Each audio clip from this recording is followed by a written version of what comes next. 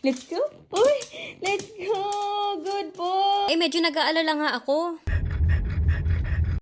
Hello mga mare, wala nagtatanong pero ito na nga at gising na nga ang mga alaga ko. Ang ganda nga ng weather ngayon mga mare ko, mainit-init. Kaya inaya ko nga si Ellie na kami nga maggagala. Iwititit nga ang batang ayaw magsuot ng diaper.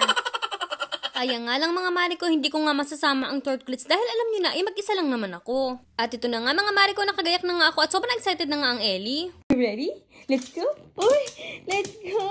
Good boy. At ito na nga, at nasa biyahe na nga kami ni Ellie papunta nga sa aming gagalaan. Kita nyo nga ang Ellie mga mare ko, enjoy na enjoy nga niya yung ganyan. May pagka-chismakers din ng Ellie. At ito nga, pinakita ko nga kay Ellie kung saan nagkatrabaho ang papa niya. Kumbaga sa Pinas ay ayan ng presinto, pero walang kulungan-kulungan dyan. Nakahiwala yung area ng kulungan. At ito na nga mga mare ko, palakad-lakad nga lang kami ni Ellie dito. Alam nyo, simula nga na dumating sa buhay namin itong si Ellie, talagang nasanay na din ako na naglalabas ako. Dahil dati hindi ko naman ginagawa ang mga bagay na ito. Kaya ngayon nga, mas na-appreciate ko nga itong lugar namin dito. Dito nga pala kami nakabase sa Virginia, USA. Tahimik lang dito sa amin mga mare ko. Yung lugar namin dito is para siyang probinsya na medyo masyala-syala ganon. Pero kung ako ang papipiliin, mas gusto ko yung ganitong lugar. Yung mga puno-puno, tahimik, ganon. At kung saan nga kami nakatira, ay masasabi ko ay mas safe nga dito sa area namin. Kaya isa din talaga to sa pinagpapasalamat ko nga sa itaas. At syempre kasama na din doon talaga na ibinigay nga niya sa atin si Ellie. Dito nga kung saan kami naglalakad ni Ellie ay may mga laruan nga ng bata na libreng-libre nga sa kung sino man ang gustong maglaro dyan. At ito nga mga mare ko, pauwi na nga kami ni Ellie. Dito nga medyo nag-aalala nga ako.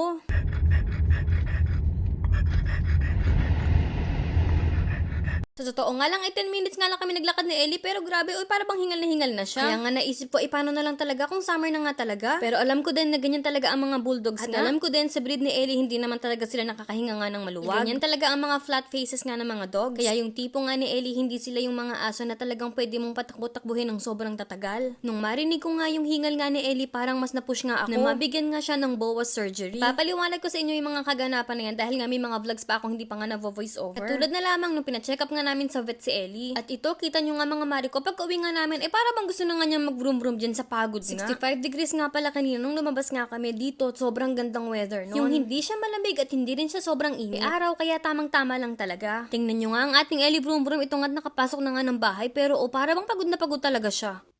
Napagod? Napagod si Ellie? Opo, napagod. Ay, napagod ka ba? Namahinga nga lang siya ng konti at ayan nga kumakain na nga din siya. Meron ditong mga fur parents nga na ang kanilang mga aso ay nag-under boa surgery at ng rhinoplasty. Huy, grabe sa rhino. Kung may naka-experience na nga po ng ganito, ang inyong mga comments at suggestion ay talagang highly appreciated mga mare ko. Alam ko na nga ang galawan ni Ellie, alam ko mamamahinga nga siya dun sa dulo. Kaya ito nga, tinilabas ko na nga yung upuan at andun na nga ako siya mamahinga. Kailangan nga nating itaas ng konti itong si Ellie dahil alam nyo na't mumukbakin niya ni Tortilli at ni Tortoli. Timothy Hay nga dapat ang lafang ng tortculets pero yung orders nga namin medyo natagal nga sa pag-deliver kaya nga ito yung mga pellets na nga lang ay papakain ko sa kanila muna. Ito namang si Tortilli na makulit ay talagang pabebe pa at pahuli-huli pa ang gusto. Kung meron kayong mga alagang sulkata mga mare ko, mas mainam nga din na minsan ay pakainin nyo nga sila dyan sa lapag para mas mahasa ang kanilang mga beef. Kita nyo nga, itong si Ellie ay talagang nag-vroom-vroom na nga din dyan. At Bogs, bigla nga nagpapakit sa atin Sabi ko nga sa kanya for the go nga lang siya dyan at matulog nga lang siya at ako nga ay may mga gagawin pang mga bagay-bagay dito. Talagang masunuri naman ng Ellie at talagang ayun nag-vroom-vroom talaga ng malala. At ito nga, at kailangan kong handiligan nga ang mga damo-damo nga dito namin para nga magsitubo na para nga sa tortculets. May nakita nga akong dandelion sa gilid kaya nga pinitas ko na at ibibigay ko na nga lang sa kung sino man. Kaya nga malapit sa akin ay si Tortoli kaya nga kay Tortoli na nga ito mapupunta.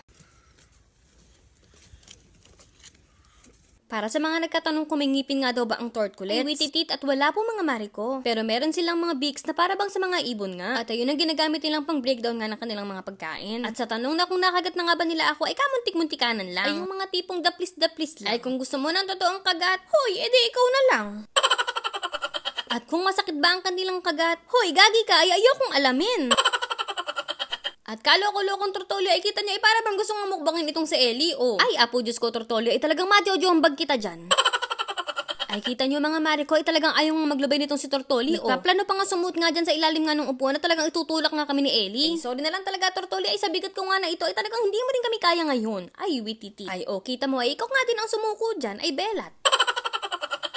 Buti pa talaga itong si Ali o ay kabait-bait niya talaga kay Ellie. Pagkapasok ko nga ng bahay ang Maring Sisi nga ay work mode at itong si Ellie ay ayan, ganyan, palambing-lambing lang dyan. At naboard nga ako at naisipan ko nga gumawa nga ng aking sariling version nga ng ice cream Kineminut Bambang. Ayan nga, at naglagay nga lang ako ng yogurt nga dyan para healthy. At ayan, nilagyan ko nga lang ng strawberry pagkatapos yung granola bars. At yung healthy Kineminut version nga ng mga chocolate. At bugs, okay nang ilagay sa freezer. At magic nga at pwede na nga i-enjoy. At yan lang muna for today's vlog. Thank you for watching and see you guys in our next one.